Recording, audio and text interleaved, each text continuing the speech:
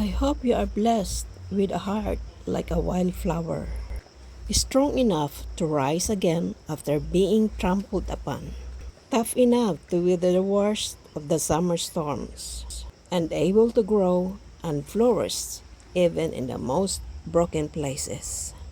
O di ba ang ganda? Kahit saan man tayo, may dumarating na mga pagsubok sa ating buhay. Ang puhunan natin ay tibay, tatag. At pag nalampasan natin yan, unti-unti rin tayong makakabangon kahit sa anumang katayuan natin sa buhay.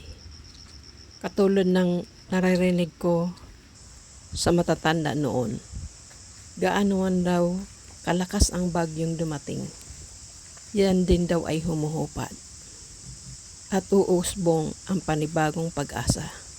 So, ganun po yan. Ganyan ang buhay natin dito sa mundong ibabaw. Kailangan matibay ka. Strong enough to rise again. O diba, ang ganda. Guys, nandito tayo sa Cornhill. Nag-hiking. Pangpalakas. Be healthy. Laklak na to.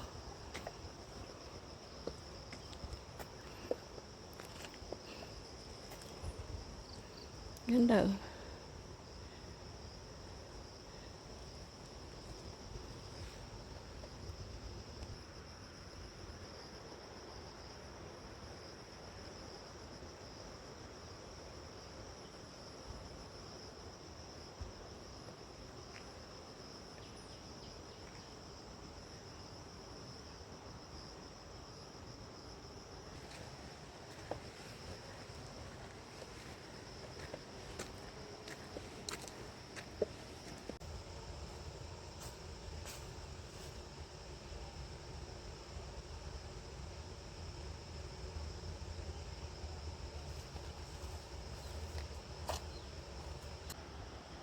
Kailangan natin mag-walking